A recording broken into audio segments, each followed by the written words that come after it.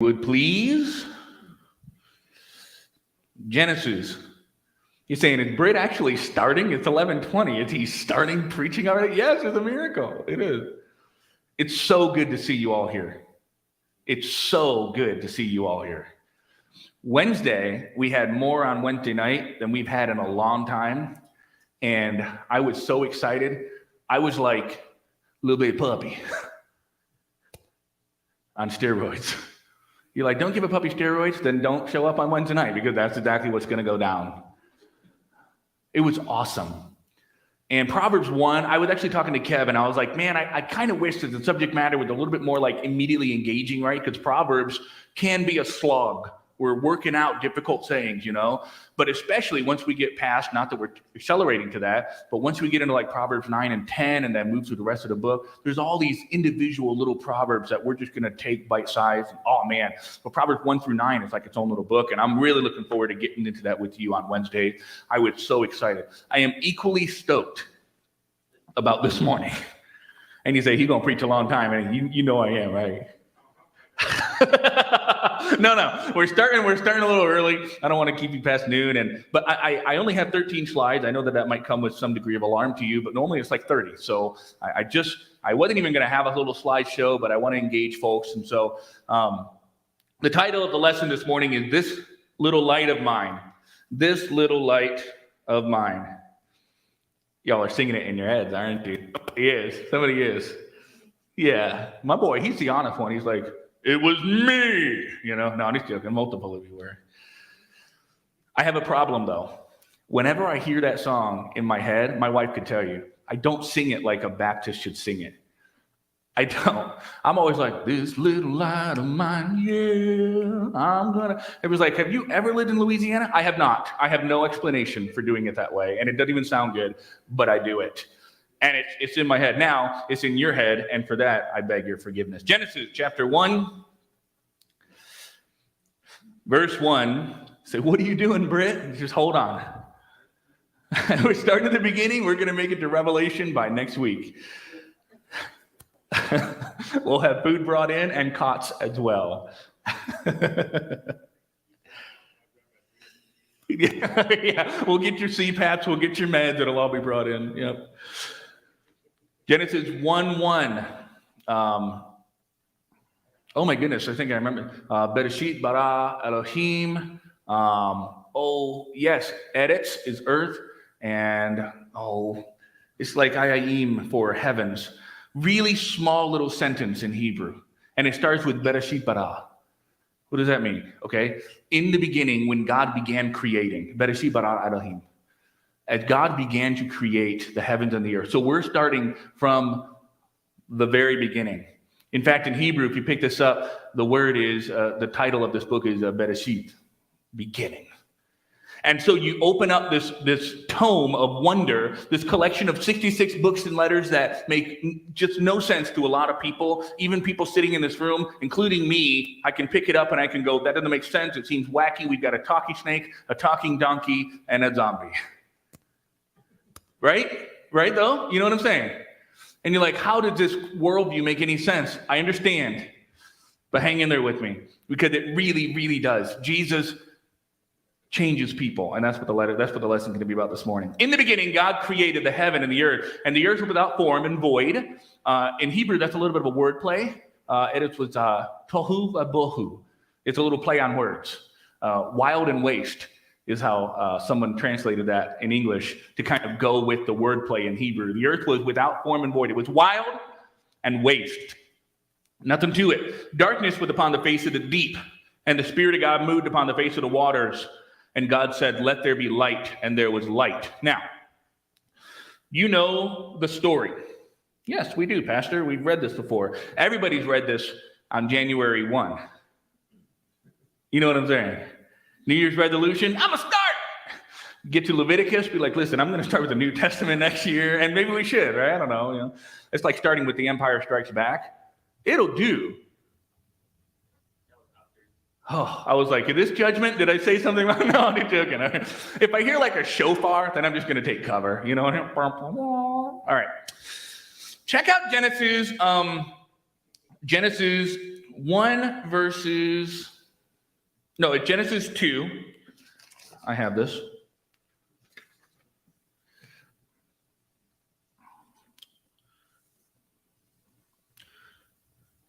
Oh, they printed front and back. I'm like, I know I had 3 pages. I'm not going to say nothing. All right, here it is. Yeah, Genesis chapter 1. It is 1. Yeah, there it is. Verse 31.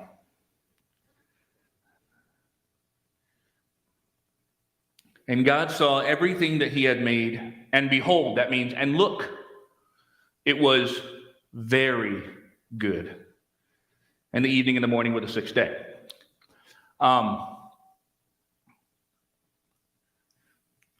All along in the creation narrative, you'll read that things were good, right? All the stuff is good. You're probably acquainted, you may be, with the fact that in Genesis 1:31, God saw everything he'd made, and behold, it was very good. Now, you remember that the word for good from our study in Joseph, you remember what the word good? Tob. Tob. It means good. In Hebrew right here, you'll read, in the beginning, and God saw everything he made, and it was Tob Me'od. Tob Me'od. Now, if you look up the word Me'od, it means vehemently, extremely, superly, or very. But we use, in our English language, we abuse words. Tim Hawkins did the great routine on this. I'm not going to destroy it, but we use words like unbelievable. Hey, I have some pudding for you. Oh, that's unbelievable. No, it's not. It's just good pudding. You know what I mean, right? And Tim Hawkins, he goes, well, unbelievable would be is if you're swimming and a bald eagle came and grabbed a fish out of the water and then dropped it right into your mouth. You know, it's weird, right? But like he had this funny routine on what's really unbelievable. For me, the word is awesome. Or as I say, awesome sauce. Don't ask how awesome sauce is made. It's an awesome secret. Awesome. But awesome is like when something fills you with like awe and dread. You're like, hey man, how'd you like that video game? Oh, it's awesome. You mean you turned it on and then you like fell to your knees in wonder? That actually has come close to happening a couple times. There've been some really good games out there. But awesome is super abuse. Oh, super. There's another one, right? We English words, we just make them work. And for me, I am the king. There's one right there. I am the king of exaggeration and hyperbole. Oh, I do it all the time. There's another hyperbole all the time. You see how it works? Okay. But what's that? Wicked good, yes, sir. But I assure you in Genesis 1:31, when God made this world and it was very good, there is no use of hyperbole here. It was me'od. It was very good. In fact, it was so good, there was nothing wrong with it.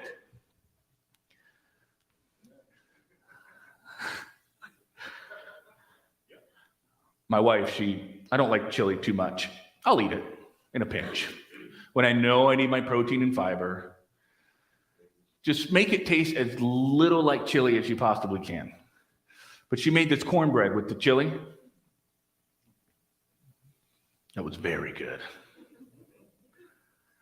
We were sitting there. I went out to eat with some folks, and we was talking about putting syrup on stuff and how it is unbiblical to go with log cabin when you could have real Maine maple syrup. Can I get an amen? Yo, this is dividing our church. Yeah, he's even walking out. I thought the toilet paper thing was going to wreck our church, but no, this was, front way to back way. In reality, the best maple syrup I've ever had is made from Scott and Laura. They gave me a little thing of maple syrup. Don't go hounding them for it. That's just for me, all right? You don't get any. If they have 2 to give, both go to me, and I might give you some when you come over for supper or breakfast or supper, chicken and waffles, come on. Anyways, I can say that was very good. There were no flaws. I couldn't sit there and critique it and say, oh, yeah, there's too much. No way. It was perfect, all right? Now, in reality, when God made the world, it was truly good. Can you imagine you're God? You're perfect. You do everything right. And you make a world. There's no sin. There's no corruption. Everything is perfect. And then he puts a human in it.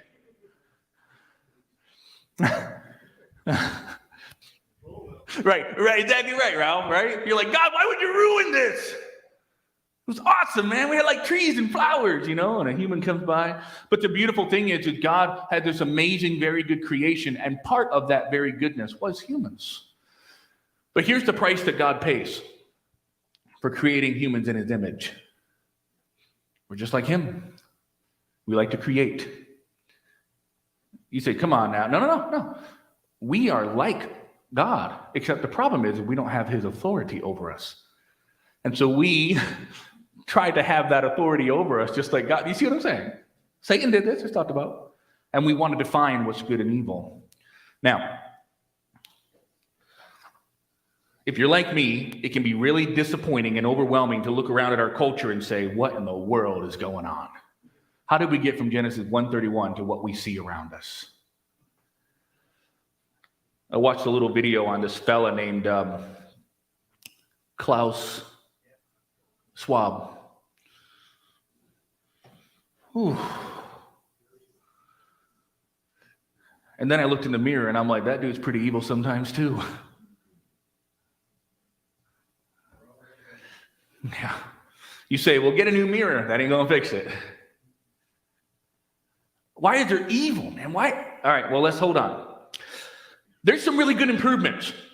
And I don't like to think of myself as a pessimist, but when I see headlines like the latest sex abuse scandal in government or megachurch, or what's being taught to kindergartners in schools, or how a woman in a racist attack was stabbed over 100 times last week. How sick do you have to be to stab somebody 100 times? Once is bad enough. You see, are you hear what I'm saying? And then I'm not in support of men and women's sports and all that. I'm not. But to see the hate that's been brought out on either side of that, are you with me? You say, I don't support Leah Thomas. His name's William Thomas. I get you, man. You'll find somebody who commiserates with you at the messed up morals of our society just as much as you will. But the reactions that come out of us when we see things go wrong, that's what I want to talk about. News provokes not just a feeling, but a reaction. Now, there's a few different ways we can react to seeing anything in this world. One, apathy. The rainforests are burning. It'll probably grow back. That's what trees do, right? Apathy. I don't have time. I got to clock in 5 minutes. I'm good. And sometimes we have to force ourselves away from things and say, I can't solve every problem in the world. Okay, I get that. Apathy. Arrogance. I know everything there is to know about this issue. Alarm. Whoa, that doesn't sound good. I don't like the way that news hit my ears. Something, I can't quite put my finger on it, but something's wrong. You know what I'm saying? Yeah, sure. Anger. I would take off my microphone if I was doing a real impersonation, but you get it, right? I can't believe that sick freak. Well, just hold on. I called you remembrance somebody who left it all and came down to earth. If you believe the incarnation, you have to believe this. You have to agree with me that somebody left his estate in heaven, in God's space, and came down to human space where they used to be connected by holiness and a garden. Now they're disconnected. Sin divided everything. You see what I'm saying? And Jesus crossed that gulf and entered into a world of darkness and perversion and abuse and social injustice. And he began to fix everything. And they killed him for it. You see. Anger, if anybody had the right to walk around angry, it would be Jesus. He made everything you see. And he saw people destroying the world. From everything from, what do you even call them? The little 6-pack plastic rings in the ocean, to grave moral injustice on this end too, to the things we often don't care about, like people being ripped off in Amazon warehouses, to a plane crash because somebody was just trying to save a few $100 and get a better bonus and a golden parachute. Are you with me? These are real problems. And Jesus came down and he saw everything that was going on, and he saw people being ripped off of their money. And you know what he said to do? He said, turn the other cheek. You see, because what happened was when you couldn't pay the tax collector what you owed, even if you didn't really owe it, they would publicly shame you by smiting you on the face. That was your punishment for not paying what you probably didn't even really owe. And Jesus said, when that happens, see, there's the context of what Jesus was saying. And when that happens, you turn the other cheek and you let them publicly shame you more, because it is more important to be publicly shamed to maintain your integrity as a believer and a representation of Jesus than it is to get even with somebody. Even when injustice is happening to you, that is your responsibility. Now, instead of getting angry, there's a better reaction. We'll cover it in a second. Ambivalence. We might read news and say, well, I don't really know what to think about that. That's okay, right? Probably better to be there than arrogant or angry, right? Are you with me? Sure. Although I would recommend not staying on the fence perpetually. Do some research and, find out, if you can. Affirmation. You might read and say, that sounds great. I'm there. There's a prince in Angola. And get this, he's dying, and the person he reached out to was me. I know. And he said he had $5.2 million in escrow. And all I have to do is Western Union him $1,500, for shipping costs. And he chose me. I don't even know him, Peter, right? I figure it's because of the years I spent in Zambia, there's probably some connection. He chose me. All right.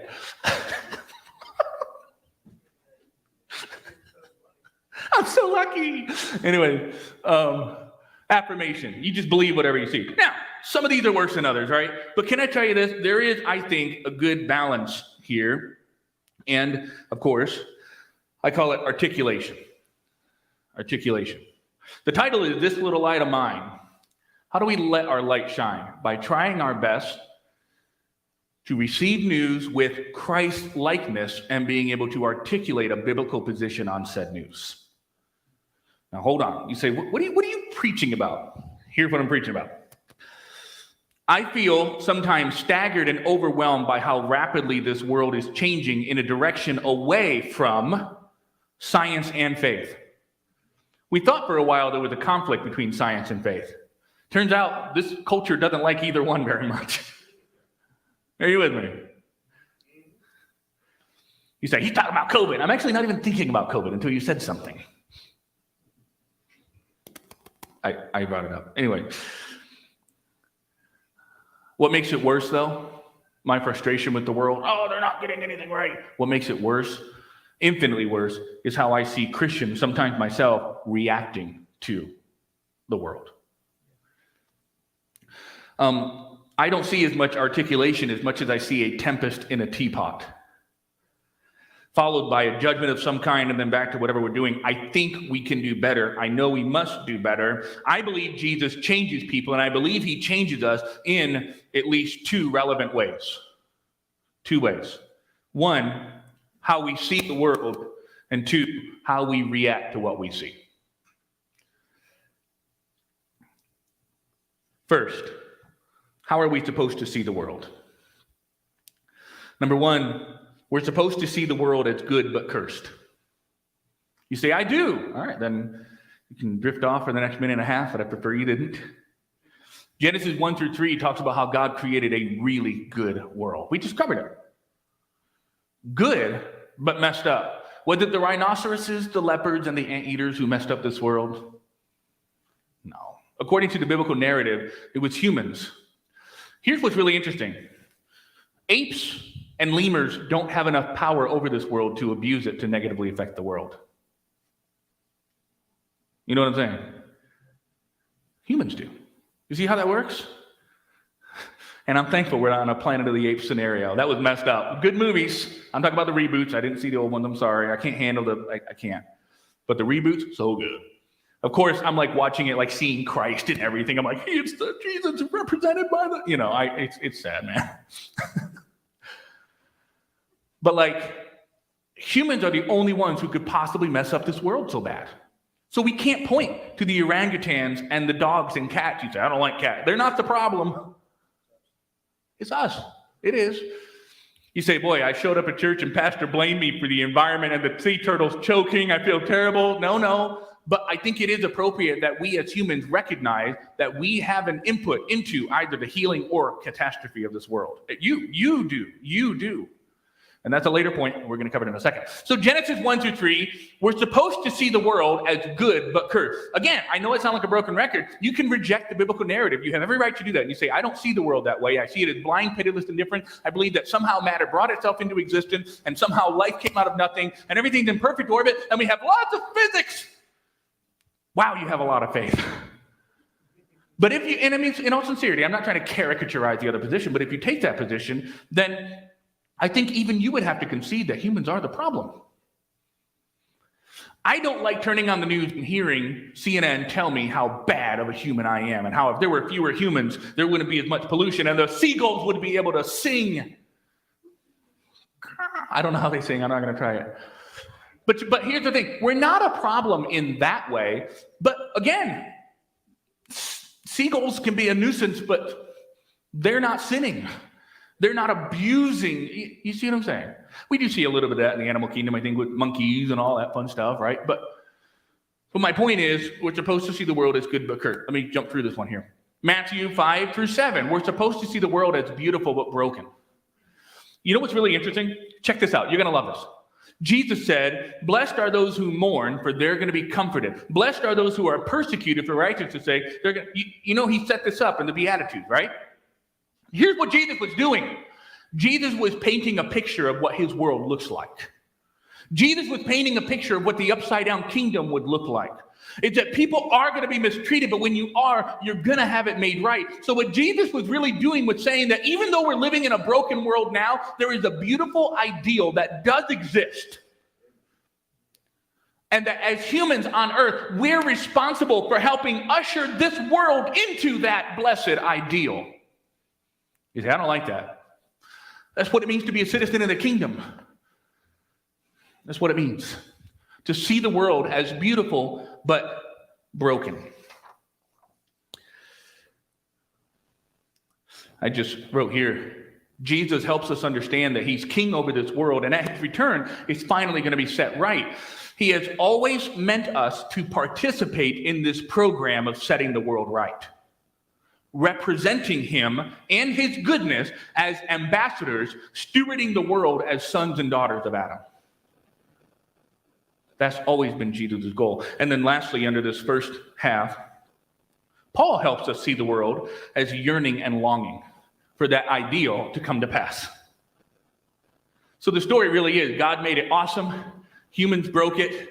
We needed a new human, Jesus, to fix it and show us how to fix it. And he came, showed us how to live, and left. And now it's our job. We have forsaken that, and now we just sit back and say, come quickly, Lord. I'm going to do a whole lot of nothing. Well, you know what I'm saying? I'm not saying that that's all of our mentality, but that is the pervasive mentality of this hopeless, pessimistic view and say, well, the world's going to get worse and worse. You know what? We often accuse our Calvinist brothers and sisters of having a negative, fatalistic view because, well, if God chose who's going to be saved, might as well not witness. But we have the exact same mentality. We say, well, the world's going to burn. What's the use of taking care of it? What's the use of helping our neighbor if they're just going to hate Jesus? Come on, saints. That's not the picture that the Bible paints. We're supposed to take this little light of ours and let it shine in that we are illuminating and warming and helping others. But instead, we do hide it under a bushel, not because we're ashamed, but because we don't have a proper view of what our responsibility is as citizens of the kingdom of Jesus, which is to honor God, help people, and take care of this place. How do you take care of the earth? Are you talking about recycling? Well, not really, even though that's a big part of it. I'm talking about helping other people. Sometimes the best way to help is to lovingly correct. I get that, right? Sometimes the best way to help is to say, you need to learn how to walk on your own 2 feet. I get that too. But to always have others in mind. So that's how we're supposed to see the world. And then lastly, here's how the Bible teaches we're supposed to react to what we see. Oh, and by the way, we're also supposed to see the world as a mission field. But not, I hesitate to even put it in there. I didn't even put it into the point. You ever been in a church? I'm not even saying it's bad. But where they have on the back of the door, you are now entering into the mission field as you walk out. It's kind of cool. I don't dislike it. Nobody wants to admit it. That's fine. Above the back doors, they will often put a phrase that says, "You are now entering into the mission field," so that as you leave the doors of the church, you're like, "Hey, I'm in the mission field," which is cool. Again, very cool. Though sometimes we have this idea of a mission, like we're members of a SWAT team. Bravo 6, going dark. Like Tom Clancy's Splinter Cell, going in and be like, "I'm going to win this person to the Lord. You know for sure you're going to heaven when you die? Can I take a few minutes to show you from the Bible how you can be sure you're going to go when you're going to die?" I don't know about I was speaking in tongues, man. It's Holy Spirit. Yeah, I guess I don't want to burn in hell. Is that what you're... Yeah, okay. Romans 3:10 for all sinners come short of the glory of God. You agree with this thing? Dude, I'm high right now, man. What are you... You know what I'm saying, right? Let's not pretend it doesn't happen. There's a phrase that we made up back at Churchill Baptist. Try to take him from Captain Crunch to the King of Kings. It doesn't really work that way in Jesus' economy. What I mean is they show up at the door and like they're tidy whities eating Captain Crunch. You know what I mean? That's gross. I'm sorry. But like they stumble to the door. Hello. And they're like, "Excuse me, sir. I see you have no shame. Would you like Jesus instead?" You know what I mean? Right? You know?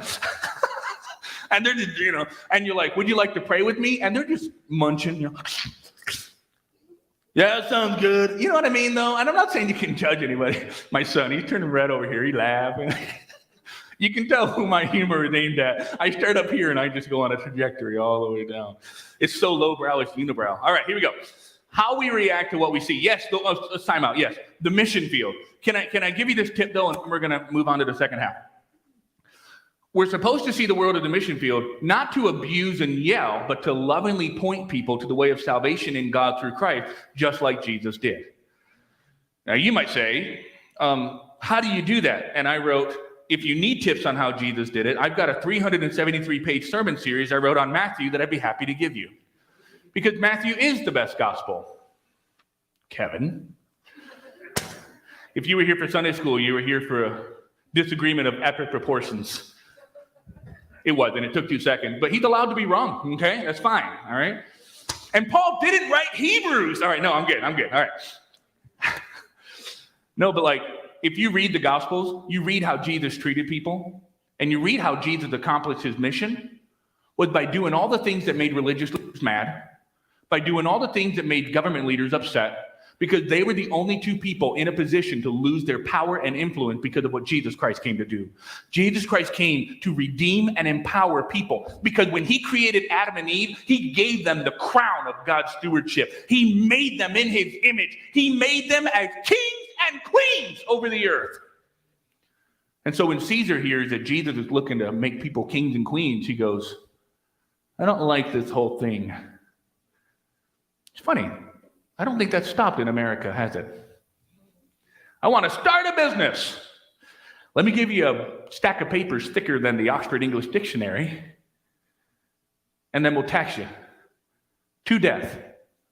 But what about the guys who are making $600 billion a year? Oh, we don't worry about them. You say, "You sound like a liberal." I guess I'm left-leaning when it comes to economics. I hope you're okay with that, because... Okay, anyways.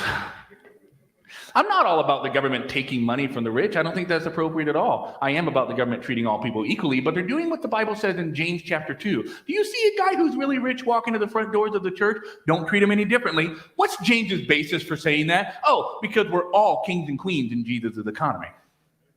Not just rich people. Oh, man, Anyways, second, this is a little quicker. Thanks for hanging in. How to react to what we see. You say, "Pastor, what you described makes me so mad, and I'm still hung up on Leah Thomas winning the NCAA." I get it. I'm here to tell you, I get it. You know what one of the mistakes, Bob, people make about me? Here it is. You ready for this? They think that I am not equally bothered, upset, outraged as they are, because I'm not like foaming at the mouth. Trust me, guys. I'm bothered too. By the way, I think we need people who are a little bit louder than me. I do. What's that, bud? You know what I'm saying? All right. Here's what we do. When we react to how we react to what we see the world as broken but beautiful. We see the world as plagued by injustice. We see the world as being overtaken by a darkness and moral perversity. And all of the things that were once like, whoa, that's out of bounds, are now inbound. And the things that were once inbounds are now considered out of bounds. Are you with me? Somebody once said that they call evil good and good evil. And don't be mistaken, I'm not a conspiracy theorist, but is the phrase that normally somebody says before they state a conspiracy theory, and I'm here for it. I'm not a conspiracy theorist, but I think it's pretty utopian and pretty happy to think that there's no one pulling the strings. I'm doing the Kermit iced tea meme a lot, and I'm not even meaning to. It's like, I'll just take a sip here and let you think about that one for a second. Here's how we're supposed to see the world. When we see it as sin sick and dark, number 1 of 4, know that it wasn't supposed to be this way. It wasn't supposed to be this way. Our human tendency, if you don't get anything else this morning, get this. We're about 3/4 of the way done, and I'm going to state my central idea here. Our human tendency is to redefine good and evil like we did in the garden. That hasn't changed because it's baked right into our human tendencies. Are you with me on that? We've gotten real good at it, and we've made it so that when we redefine good and evil, nobody gets left behind. Because if you still disagree with our redefinition of good and evil, you are now evil because we redefined your morals. Does that make sense? We do it in big ways and small ways. But know that it wasn't supposed to be this way. Number 2, know that it's not always going to be this way. God will restore this world. He will finish setting it at right. Number 3, know that your actions or inactions contribute to the state of this world for better or for worse. Spend a quick second on this. In the Sermon on the Mount, I haven't gone to a lot of the scriptures that are here. I'm just going to kind of refer you to them. In Matthew 5-7, in the Sermon on the Mount, Jesus says, hey guys, when you look at a woman in lust, you're committing adultery with her already. Now again, that's often used as corrective when a guy is struggling with something like that. Say, hey, you're cheating on your wife just by looking at her. That's true. Are you with me so far? We're there. Okay, we're there. When Jesus was painting his vision of the world in Matthew 5-7, he was telling us who he came to protect us from. People who rob innocent people, people who shed innocent blood, people who steal, rape, pillage, those are the ones that Jesus came to establish his kingdom to protect us from. Heaven has gates and walls. Why does the New Jerusalem have walls? Because it's a picture of the fact that the redeemed, the ones who are protected by, are there. There is no place for the ones from whom Jesus is protecting us. Does that make sense so far? In Jesus' mind, in Jesus' economy, this is how the world works. So when please hang with me, when I, as a human, look upon a woman with an evil eye, well, she should be wearing better. I'm not going to dispute the fact that we have a shared societal responsibility to try to protect each other the best we can. And if you're ignorant of that, I can't help. But it's not her fault. Please, somebody say amen. Let me know you're all okay. It's not her fault when I choose to look at a woman with an evil eye. What I'm doing, I am contributing to the darkness of the world that Jesus came to purge. In other words, I'm playing the role of the bad guy. But I'm not hurting anybody. Yes, you are. You're hurting yourself, and you're contributing to the destabilization of the moral fabric of this world. Jesus came to protect the world from people like me and people like you when we choose to act like the villain. It wasn't all going to be fun. Well, you know what? I went to Walmart and I paid and they missed this on the scanner, and I said, you know what? They're not going to miss it anyway. The flourishing of some other entity or individual does not automatically justify the theft from that entity or individual. Two wrongs don't make a right. I wish it were different too, ladies and gentlemen. Does Walmart have enough money to give something to everybody? Of course they do, but nobody can force them to. That would be equally immoral. Are you with me? Well, no. Know that your actions or inactions contribute to the state of this world for better or for worse. And so in Matthew 5, 6, and 7, Jesus is trying to tell people, in my kingdom, this is what's good. This is what's bad. Live in this way. And then lastly, and just time out. I really want that point to sink in. When you get upset at the driver in front of you, and you're fuming and you're raging, and they look in the rearview mirror and they see you doing that, you know what you've done? No. Let's go to Michael Britt world. I don't fume and I don't rage. That's easy to caricaturize because I don't do it. But you know what I do? Someone cuts me off, and then I go right back to driving. Are you with me? Someone cuts me off, I go, what are you doing? You know better than that. Do you have a license? Did you test this way? Are you with me? When I do that, I am normalizing that behavior. And I'm negating the standard that Jesus brought. All right, well, I got you. Let me just take you for just one more point. Lastly, know that Jesus loved people and determined to love people exactly like he did. Know that Jesus loved people and determined to love people exactly like he did. I just want to read, and then I'll wind down with some exercises, not physical exercises. Jesus loved people, warts and all, and we need to determine to love people exactly like Jesus did. I posted this bit on Facebook. I hope you like it. If you ever get to the point where you're failing to be like Jesus because you're so much like Jesus, you're doing something wrong. Jesus wouldn't do that. Yeah, but Jesus would sit and eat and drink with people who did. Now, there's some risk, right? If you're weak in the faith, you might be influenced by that, so we need to be careful. You understand my point? Well, I'm going to go. Come on, the opportunities are endless. Well, I feel it necessary. I actually know a guy who did this. I don't know him personally, excuse me. I know of him, and I've read some of his stuff. Well, I feel it my personal ministry to go to, and he went to conventions that were oriented toward people who work in a particular industry that appears on smartphones and computers worldwide and is the largest industry on the internet. Are you with me? He went to those conventions, and he's like, I'm going to tell them about freedom in Jesus.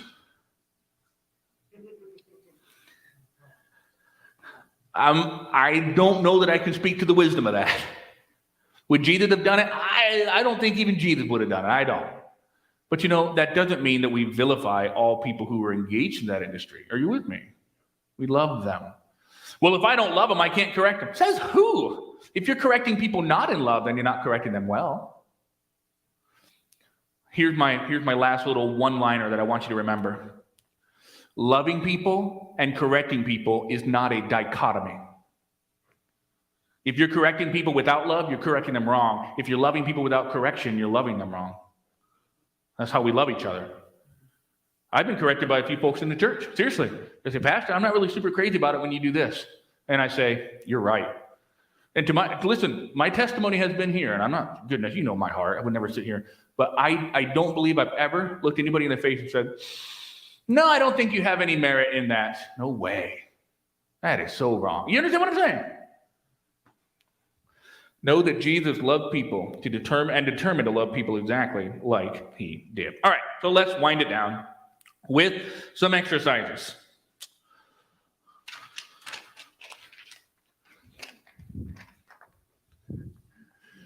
Do you pray for the ones that you consider your enemies? Joe Biden? Do you love Joe Biden? Now, I say Joe Biden because I know that most, maybe all, I don't know, people in here are like, I didn't vote for that dude. Okay. Do you love him? What about Donald Trump? I only voted for Donald Trump because he was the better alternative, but I think okay, all right. Do you love him? Look, your wife loves you, dude, okay? So, oh, nobody wants to admit that. All right, that's fine. Right. My wife walked by and I thought, that is true, that is true. Network connection loss. Oop, there it goes. Do you pray for Shelley Pingree? Who's Shelley Pingree? She's our rep here in Tottenham, our state rep.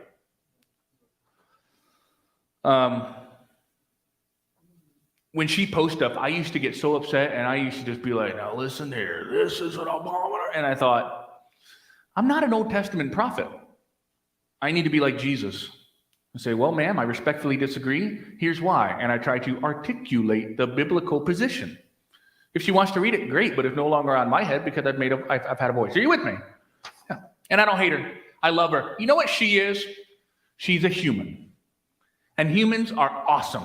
Humans are beautiful. Humans are astoundingly amazing. She's awesome. How can you say that? Because only love can. I didn't say what she did was awesome. I said she's created in the image and likeness of an almighty God. And we dehumanize each other when we hate each other. That's why I'm not super crazy about the whole let's go Brandon thing. I disagree with the guy a lot. I think there's a lot of sinister agendas going on that are not in our favor. But if we ever reduce ourselves to the position where all we can do is just utter a curse at somebody, I think that misses the mark. I'm confident that misses the mark of how Christians should behave. There's got to be a better way to disagree. In fact, isn't that what Jesus told Peter? Come on, saints. Isn't that what Jesus told Peter? You got your sword out and you cut off his ear. Congratulations. What have you done? You've made it worse. Yeah. Bill Gates, Mark Zuckerberg. Maybe I thought of him because I included him in a meme this morning in the bulletin. Bulletin's back there. I print those things out.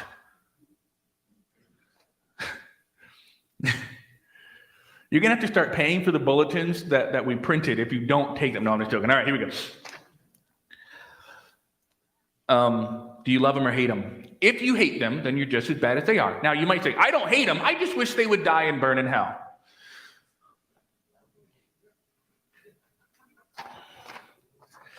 I'm not the expert on what hate and love looks like and how someone could really love someone and still say, I do kind of wish they were removed from the picture. I don't think that's always, you know what I'm saying? All right. Because our hunger and thirst for rightness to be done in this world often includes wanting bad actors to be removed from the picture. All right. But I'm just saying, sometimes we just got to be really careful not to let that hate build. Anyway. Second of 3 exercises as we close. When you hear of the kindergarten teacher who just taught a room full of toddlers that it's okay for Joey to identify as a polyamorous demisexual woman, how does that make you feel? I'll be honest, it makes me feel angry, probably my first emotion, because I feel like that's abuse of children. Are you with me? All right? Angry. Second feeling I have is I feel angry. Wait, that's the first one. No, I feel angry that no one's holding any of this sort of thing accountable. Who's in charge there, right? In reality, who is in charge? The school board elected by the local people. Are you with me? It all comes down to you having a local impact. All right, let me keep going. Let me keep going. The airplanes are like, this is warning. Just hold on. Just hold on. But does it also make you feel sorrow for the brokenness and blindness of this world? When I read William Thomas / Leah Thomas, whatever, I read what they said after winning the race there and setting their new world record. I don't think that William / Leah Thomas has any sort of insidious plan, as much as I think that person is participating in an insidious plan. At this point, the next generation, they're being more deceived than they are being malicious. Are you with me?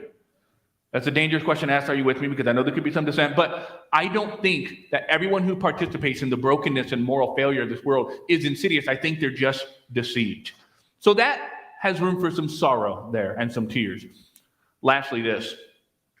When you see a street sign that says, I just saw this, Do whatever the expletive you want, just don't hurt people.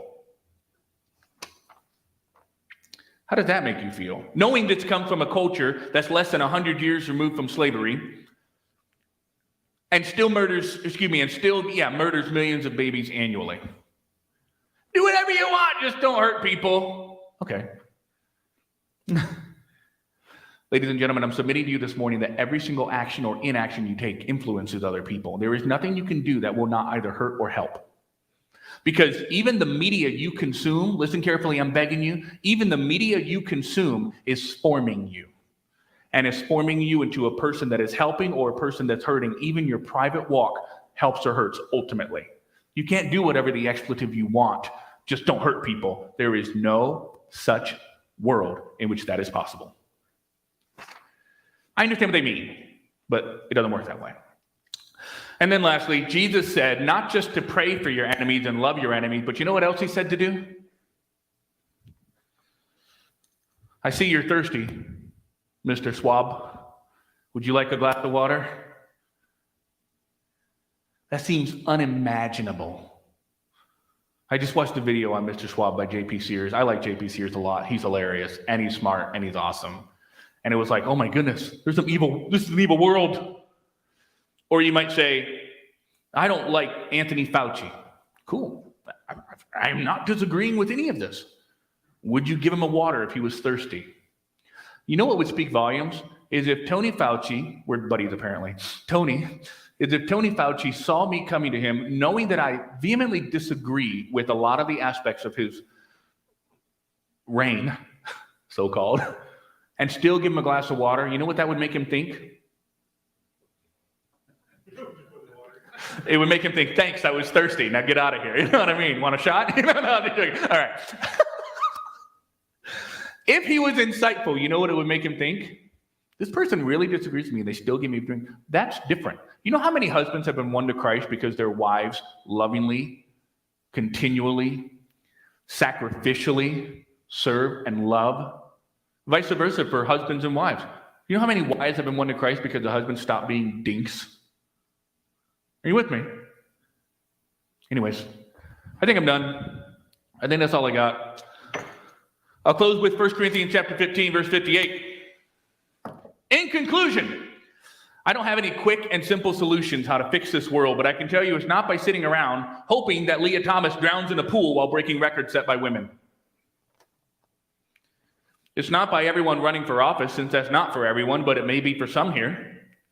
I won't pretend that we're going to somehow get folks thinking according to God's agenda rather than their own, but we must never stop trying. We're not winning the war. I'm going to stop advancing. That never works. The Bible says, be steadfast, unmovable, always abounding in the work of the Lord. And the Paul who said that was living in a pretty dark world too. So when you read the headlines this week and you see something that really makes you mad, number one, I'm not saying it shouldn't make you mad. But let's redirect all of those emotions into saying, first and foremost, I will pray for this person. I will love this person. I will do good to this person if it's in my hand to do it. That is what Christ commands. That does not mean we affirm or approve, but it means that we are like Jesus. Lord, I ask that you would help us as we go throughout this world that is increasingly messed up, perverse, dark. Things are being planned and plotted and schemed behind the scenes that are putting humans at risk. Father, as Christians, we have fewer and fewer friends in this world, and even fewer friends in government. You see from your throne the state that your church is in. You see from on high the injustice in which we live. You already see the plans that are being made against us. But God, I am right now begging for this church and this nation that no weapon formed against us would prosper, that you would break the teeth of the ungodly, and that you would allow your church to move forward by representing you and making a change.